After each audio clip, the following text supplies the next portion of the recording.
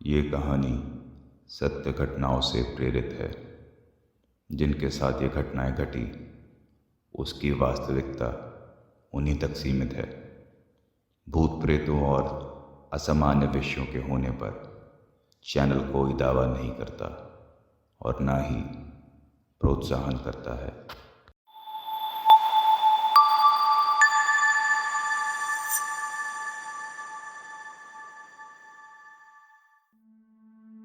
नमस्कार दोस्तों, अगर आपको हमारे चैनल की कहानियां पसंद आती हैं और आप इन्हें सुनकर आनंद लेते हैं तो आप सबसे एक छोटी सी मदद चाहिए।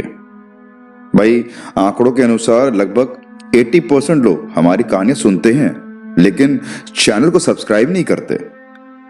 आपका एक छोटा सा सब्सक्रिप्शन हमारे लिए बहुत बड़ी बात है। इससे ना केवल हमें आपका सपोर्ट मिलेगा बल्कि हमें और बेहतर कहानियां बनाने की प्रेरणा भी मिलेगी।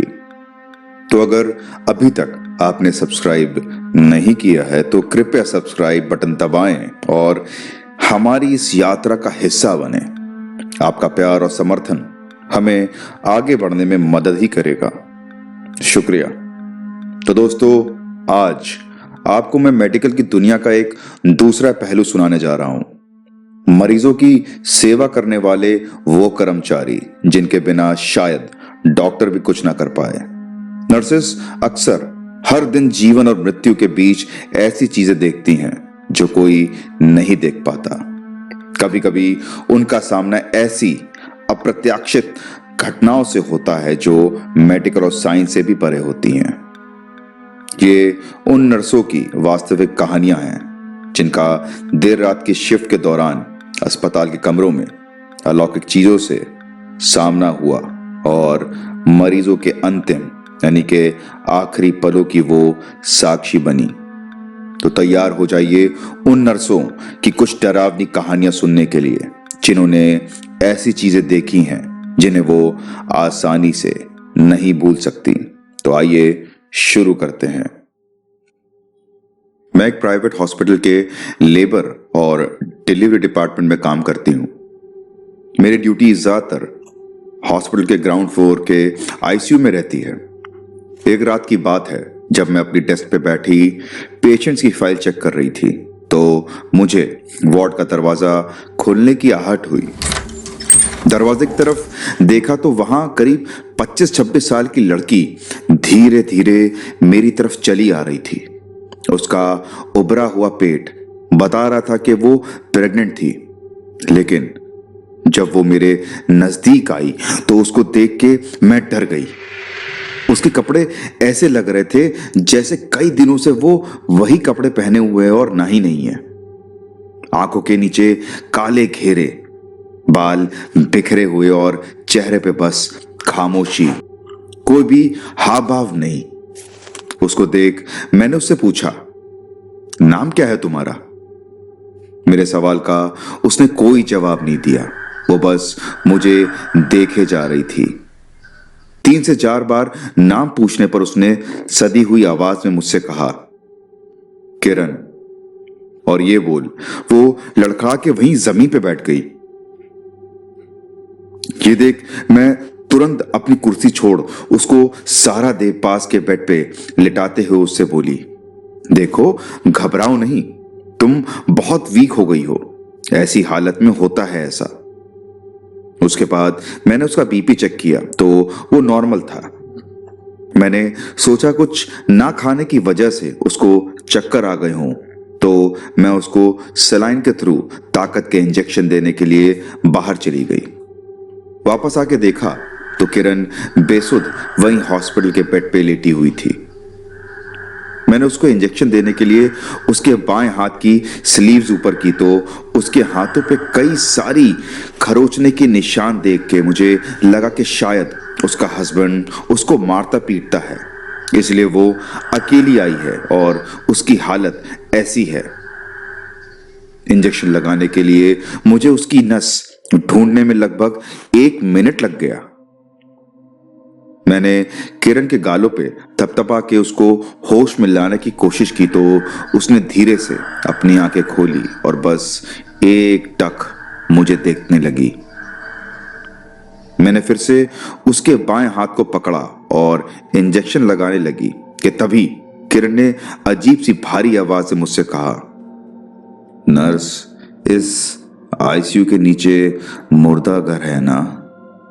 अजीब बात है ना कि यहाँ पे नई जिंदगी जन्म लेती है और इसके ठीक नीचे जिंदगियां खत्म होती हैं। ये सुन मेरा हाथ वहीं रुक गया।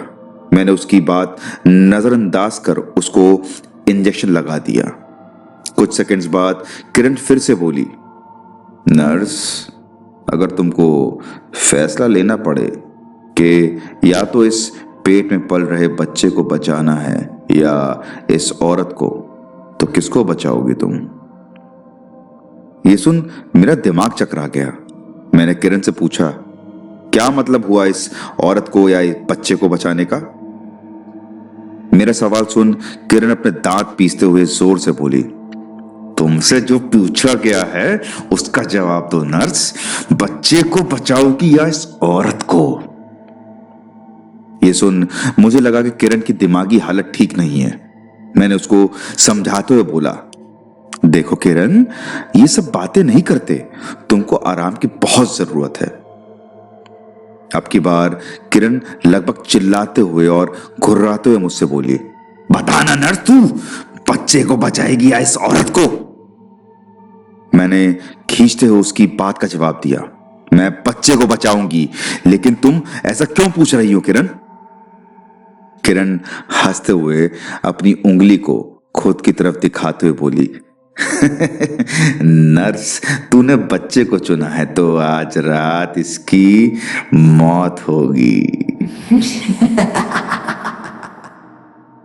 मुझे एक बार को लगा कि किरण दर्द और थकान की वजह से ऐसी बहकी बहकी बातें कर रही है।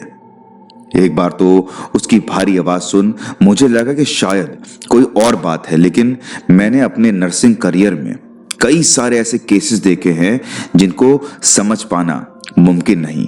तो मैं किरण को वहीं वार्ड में छोड़ के सीनियर डॉक्टर को रिपोर्ट करने चली गई। मैंने सारी बात सीनियर डॉक्टर को बताई तो वो भी किरण को चेक करने के लिए वार्ड में चली गई। थोड़ी देर में डॉक्टर वापस आई।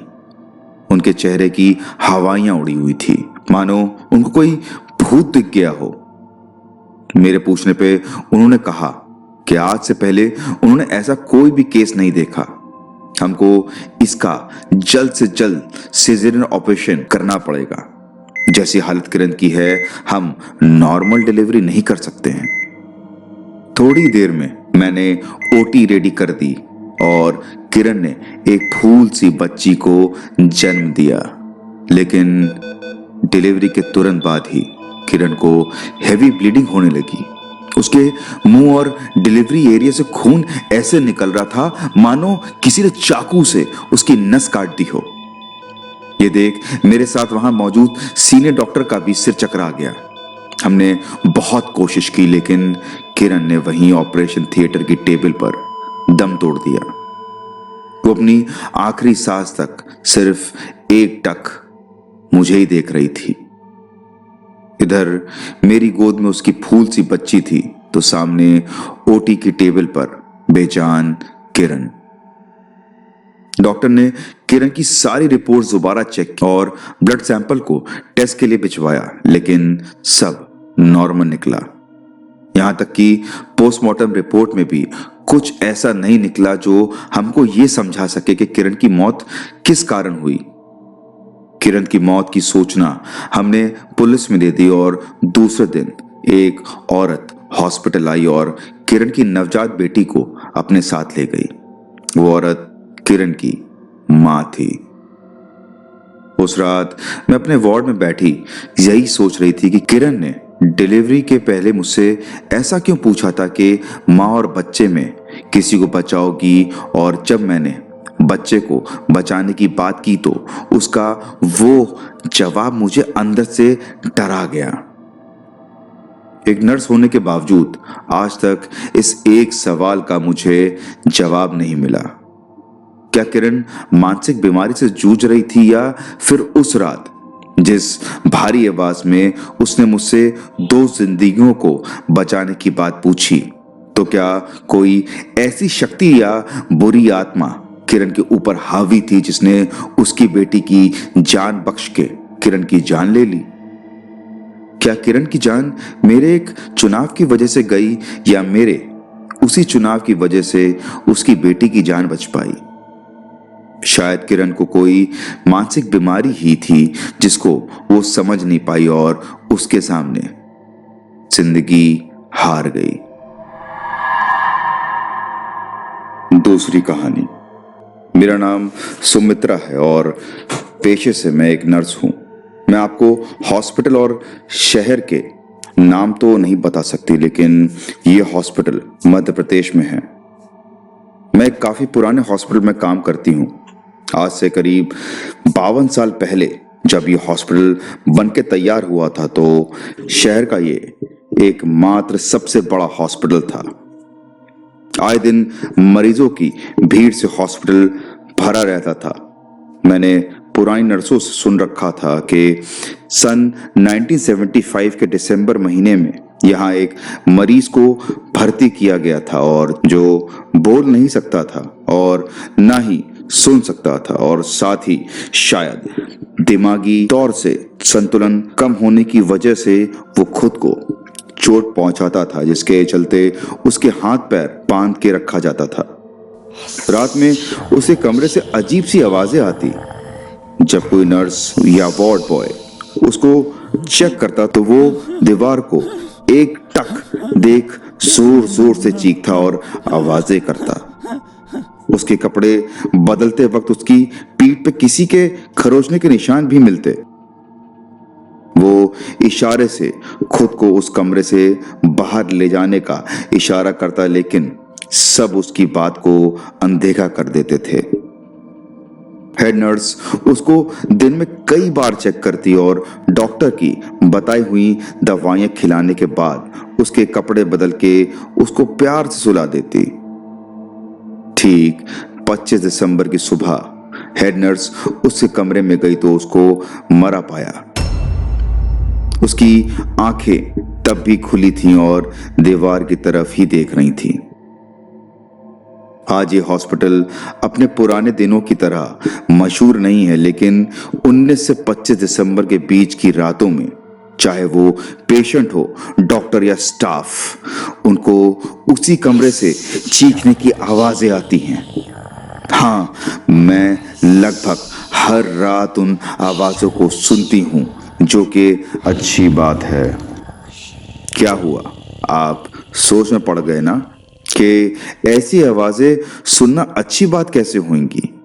जी हाँ, मेरे और मेरे से पुराने सभी स्टाफ का ये मानना है कि 19 से 25 दिसंबर की जिस रात उस कमरे से रोने की आवाजें नहीं आती हैं, तो दूसरे ही दिन इस हॉस्पिटल में किसी न किसी की मौत जरूर होती है। अब आप कहेंगे कि हॉस्पिटल में मरीज होते हैं जो बेहद बीमार होते हैं या एक्सीडेंट की वजह से मौत होना कोई आम बात नहीं, लेकिन मैं यहाँ किसी मरीज की बात नहीं कर रही। मैं यहाँ काम करने वाले स्टाफ की बात कर रही हूँ, और वो भी मेल नर्सिंग स्टाफ की। और जितने भी मेल स्टाफ की डेथ हुई, उनकी पीठ पे किसी के खरोचने के निशान मिलते हैं। हालांकि ये बात हम किसी भी स्टाफ या मरीज से बताते नहीं हैं, क्योंकि सीधी तरह से इस बात की पुष्टि करना लगभग नामुमकिन है। हम नर्स ही आपस में कोई ना कोई बहाना करके इन रातों में मेल स्टाफ की छुट्टी करवा देते हैं, ताकि वो उन आवाजों को ना सुन पाए और ना उनकी जान जा पाए। अर्जुन ने हॉस्पिटल आज से 2 साल पहले ही ज्वाइन किया था। 25 साल का नौजवान, खुश मिजाज और सबकी मदद के लिए तैयार रहने वाला अर्जुन। वो मुझे बड़ी दीदी कह के बुलाता था और मैं भी उसको अपना छोटा भाई मानती थी। एक बार नाइट ड्यूटी के वक्त मैं अपनी कुर्सी पे बैठी फोन चला रही थी कि तभी अर्जुन गेट के अंदर आया और मुझे गुड इवनिंग बोल मेरे बगल में आके बैठ गया। उसको देख मैं चौंक पड़ी। पूछने पे उसने बताया कि नर्स सुप्रिया के घर पे किसी इमरजेंसी की वजह से वो उसकी जगह आज ड्यूटी करने आया था। ये सुन मैं परेशान हो गई, क्योंकि वो ना तो कोई आम रात थी और ना ही महीना। तारीख थी 23 दिसंबर और पिछली 4 रातों से मेरे साथ साथ वहां भर्ती मरीज या किसी भी स्टाफ को प्राइवेट वार्ड के उस रूम से किसी के रोने की आवाज नहीं आई थी। मुझे ऐसा देख अर्जुन ने मुझसे वजह पूछी तो मैंने बस उसको वार्ड छोड़ के कहीं भी नहीं जाने की हिदायत दे अपने पास बैठा लिया। उस दिन वार्ड में मरीज भी कम थे और काम ज्यादा ना होने की वजह से बैठे बैठे मेरी आंख लग गई। नर्स, ओ नर्स, जरा पानी पिला दो। आवाज सुन मैं नींद से जागी। एक पेशेंट मुझसे पानी मांग रहा था। मैंने अर्जुन की तरफ मुड़ते हुए कहा, जा अर्जुन, बेड नंबर 2 के पेशेंट को पानी दे दे। लेकिन ये क्या, अर्जुन वहां था ही नहीं। मैं हड़बड़ा के कुर्सी से उठ वार्ड में अर्जुन को देखने लगी, लेकिन अर्जुन कहीं भी नहीं था। मैंने पेशेंट को अपनी पानी की बोतल से पानी दिया और सीधा वार्ड से बाहर अर्जुन को आवाज लगाते हुए ढूंढने लगी। अर्जुन मुझे कहीं पे भी नहीं मिला।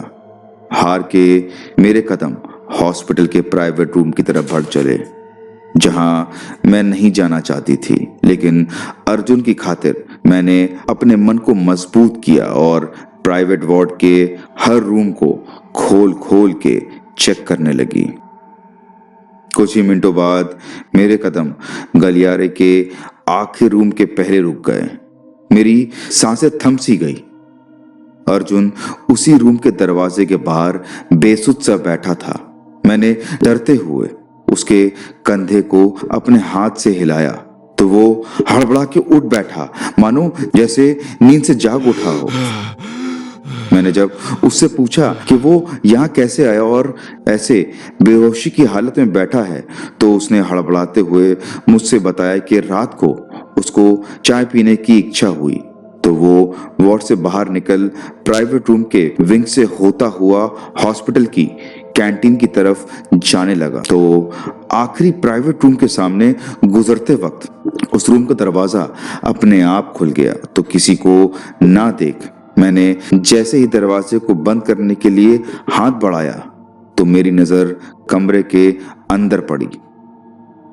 रूम के अंदर कोई आदमी बेड से बंधा हुआ छटपटा रहा था, लेकिन कोई आवाज नहीं आ रही थी।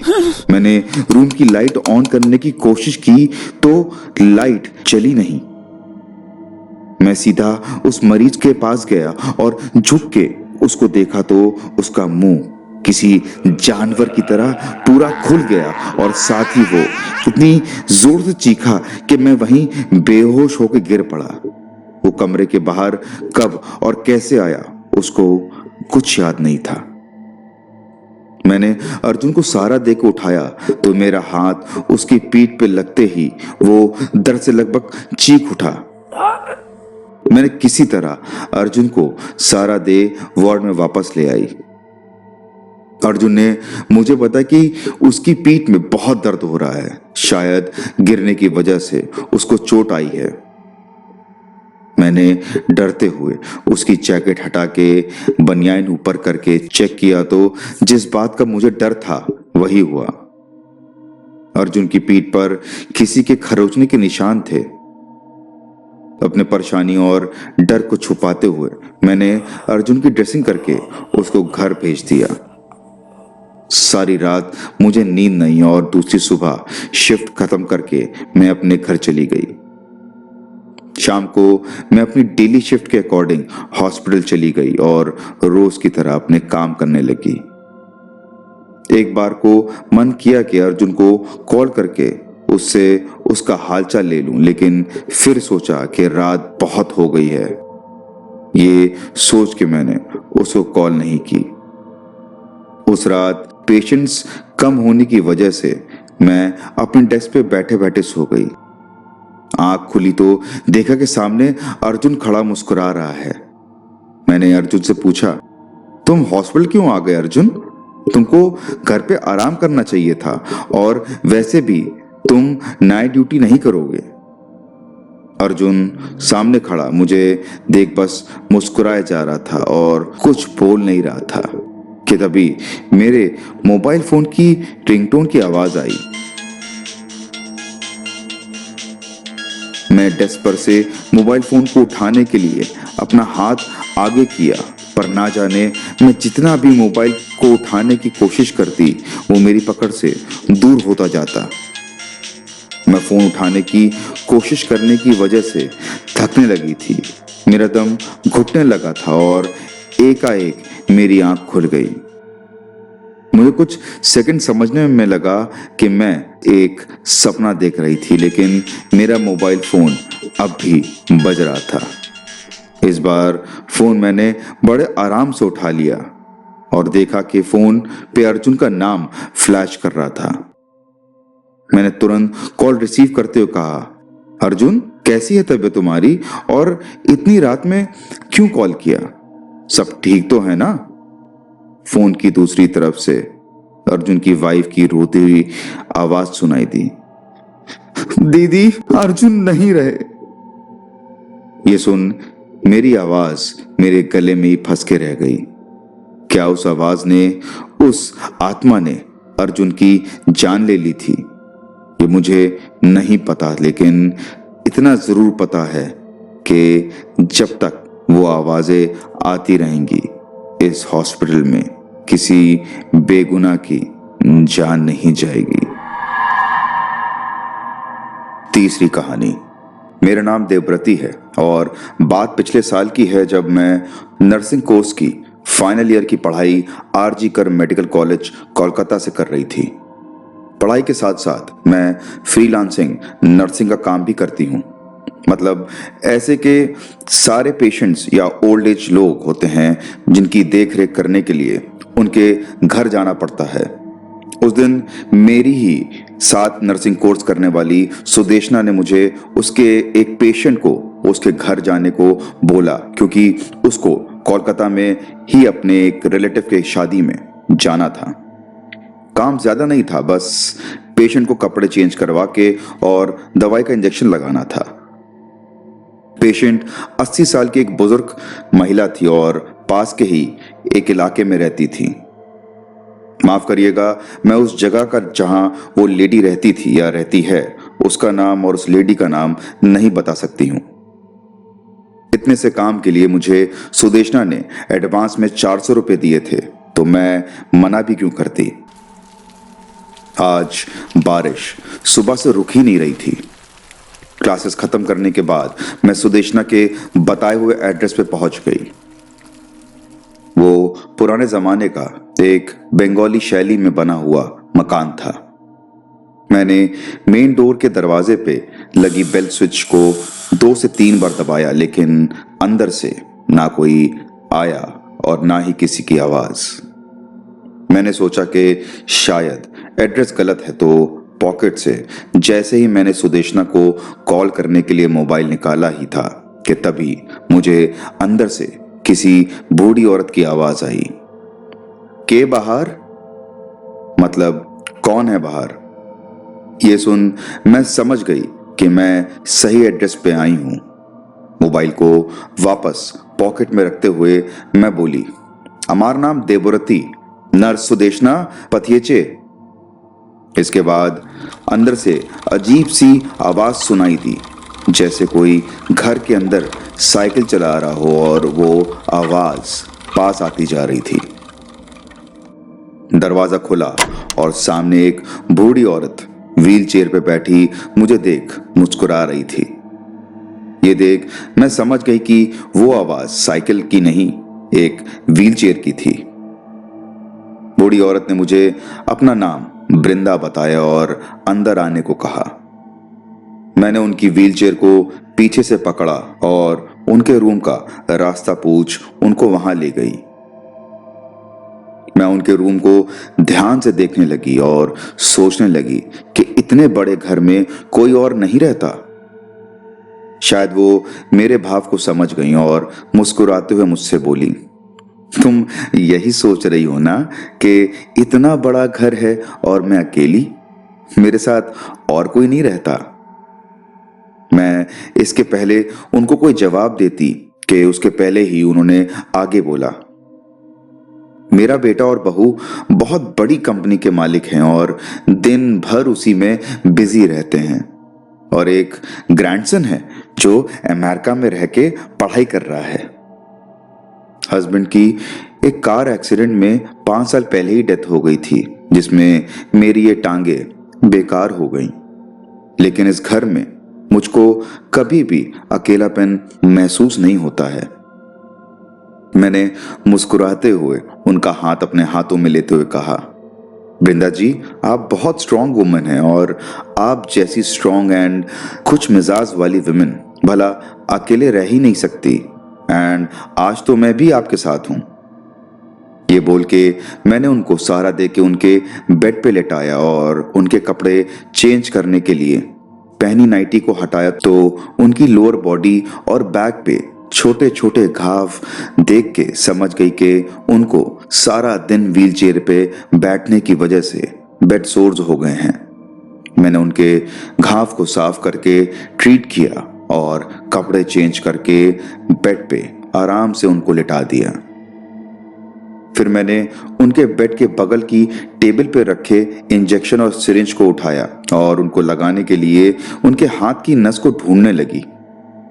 जैसे ही मैं उनको इंजेक्शन लगाने के लिए सिरिंज उनकी नस में लगाने वाली थी कि तभी रूम के ऊपर वाले फ्लोर से किसी के चलने की आवाज आई।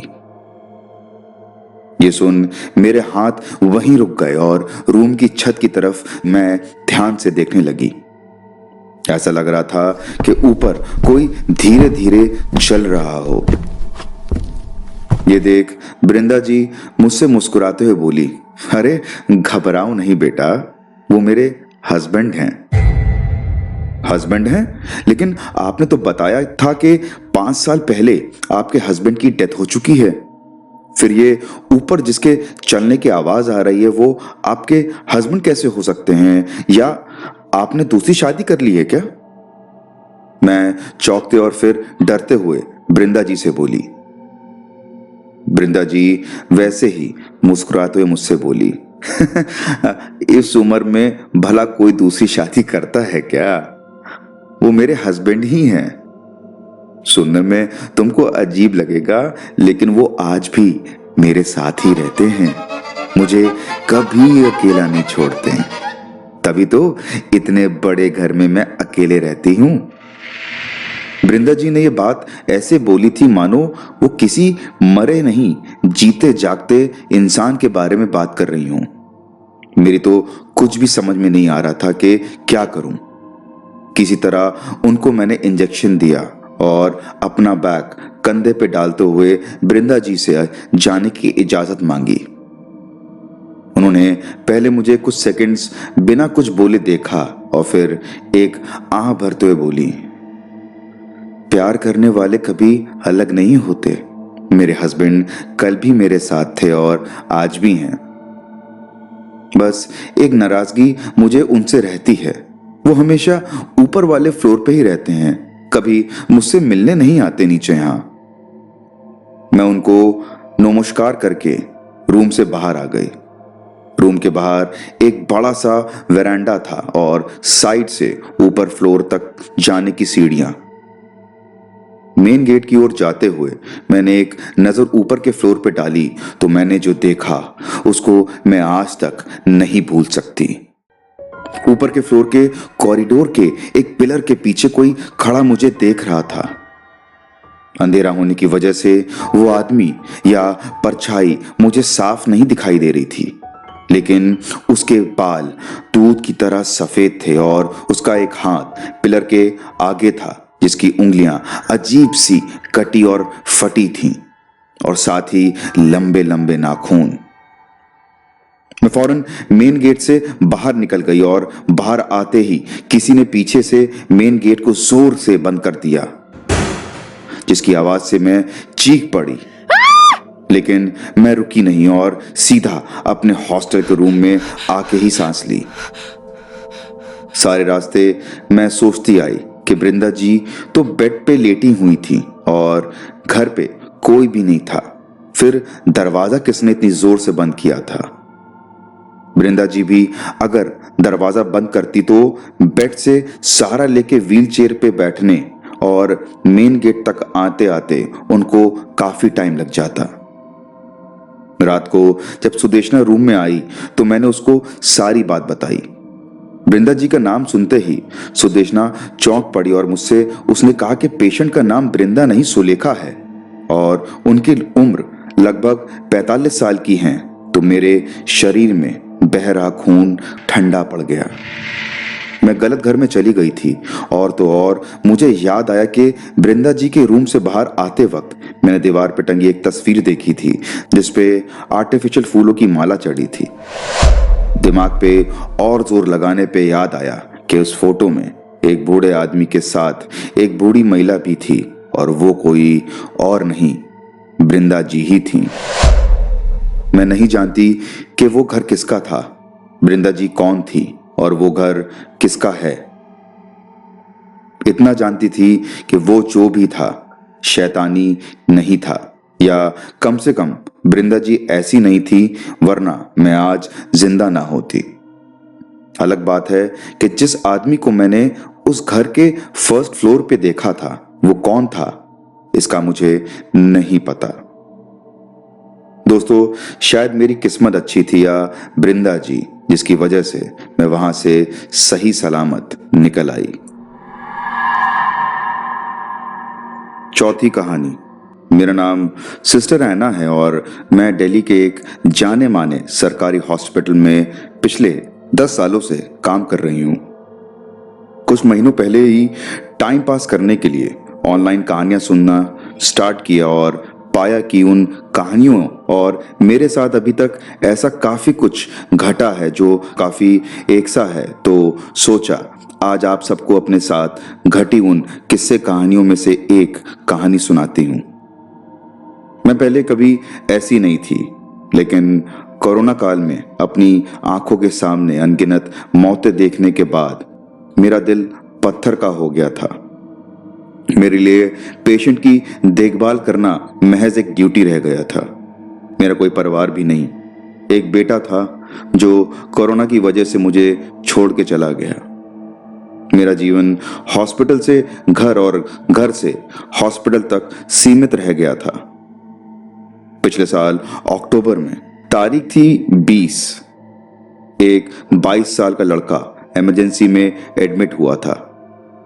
उसकी दोनों किडनियां फेल हो गई थी और उसको तुरंत डायलिसिस करना जरूरी था। उस पेशेंट के साथ उसके माँ पिता भी थे। उनका तो रो रो के बुरा हाल हो रखा था। पता नहीं कैसे उस लड़के की हालत देख इतने टाइम बाद मेरा दिल पसीज गया और मैंने उसका बहुत ख्याल रखा। इतना कि मैं शिफ्ट खत्म होने के बाद भी बीच बीच में उसको चेक करने आती रहती। शायद उस लड़के में मैंने अपने बेटे की झलक देखी थी। उसका नाम आदित्य था। माँ बाप से पूछने पर पता चला कि उसने हाल ही में पुलिस की परीक्षा पास की थी, लेकिन जिस लड़की से वो प्यार करता था उसने उसको धोखा दे दिया, जिसकी वजह से वो दिन रात शराब पीने लगा और उसी वजह से आज उसकी ये हालत हो गई है। कई दिनों तक आदित्य का ट्रीटमेंट चलता रहा, लेकिन होने को कौन टाल सकता है। आखिरकार जिंदगी ने मौत के आगे घुटने टेक दिए और इतनी छोटी सी उम्र में ही आदित्य जिंदगी की इस परीक्षा में फेल हो गया। उस दिन मैं अपने रूम में अकेले फूट फूट के रोई। ऐसा लगा कि मैंने अपना दूसरा बेटा खो दिया है।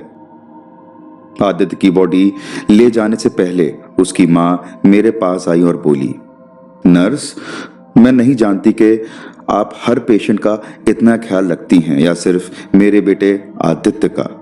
आपने एक माँ से बढ़कर उसका ख्याल रखा जिसका एहसान मैं कभी नहीं चुका सकती। आप जब ड्यूटी पे नहीं होती थी तो आदित्य हमेशा मुझसे पूछता कि सिस्टर ऐना कहाँ हैं, उनको बुलाओ।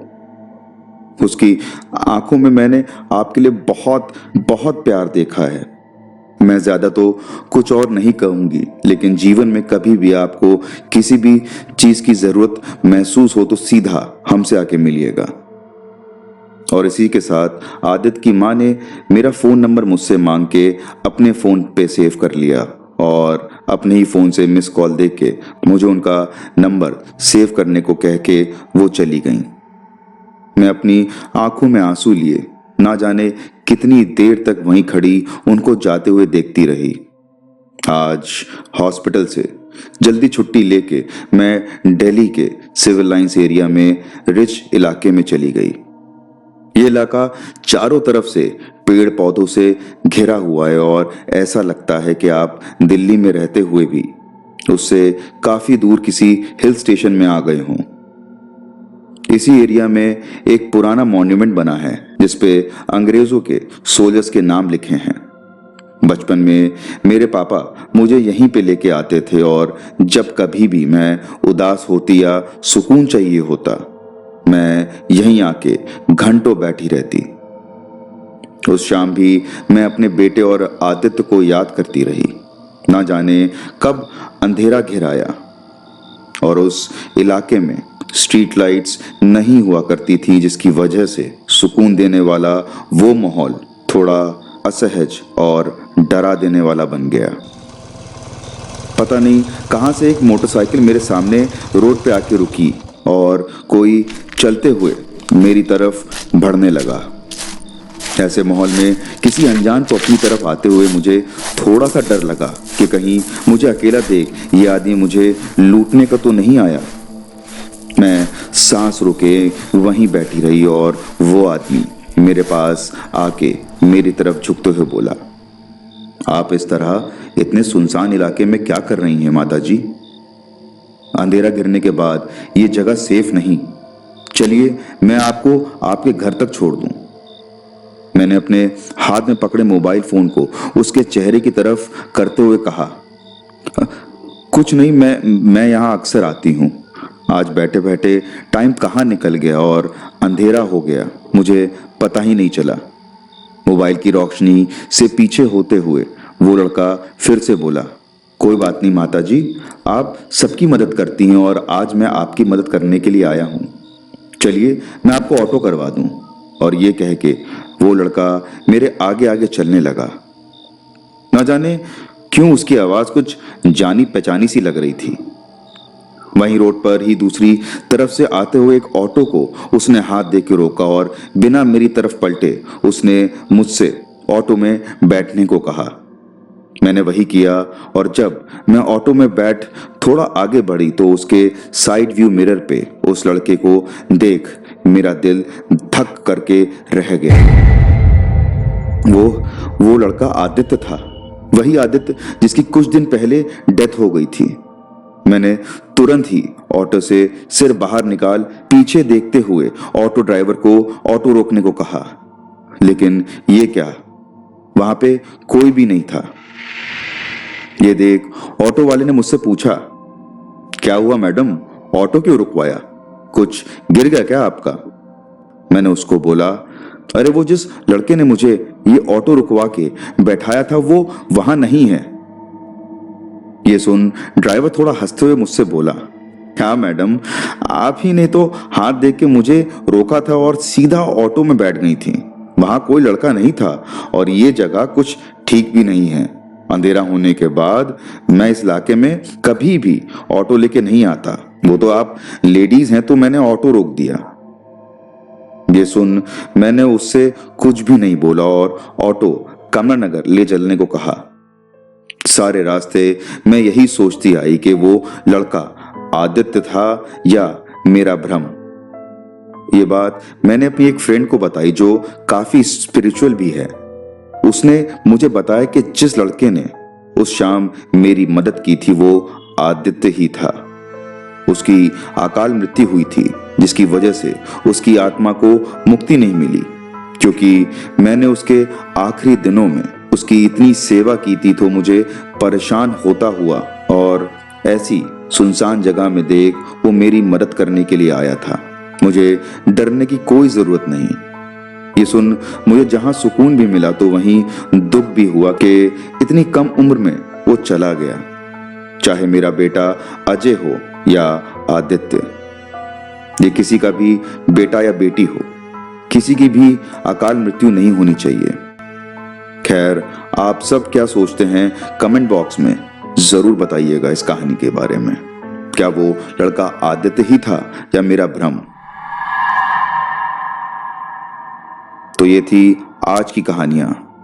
अगर आपके पास भी हॉरर, क्राइम और सस्पेंस से जुड़ी कोई कहानियां अनुभव हो तो लिख भेजिए हमको अपनी कहानियां हमारे इंस्टाग्राम हैंडल पे या ईमेल करिए हमारी ईमेल आईडी पे, जिसका लिंक डिस्क्रिप्शन में दिया हुआ है। तो मिलते हैं अगले हफ्ते एक नई कहानी के साथ। तब तक के लिए अपने और अपने परिवार का ख्याल रखिए। शुभ रात्रि।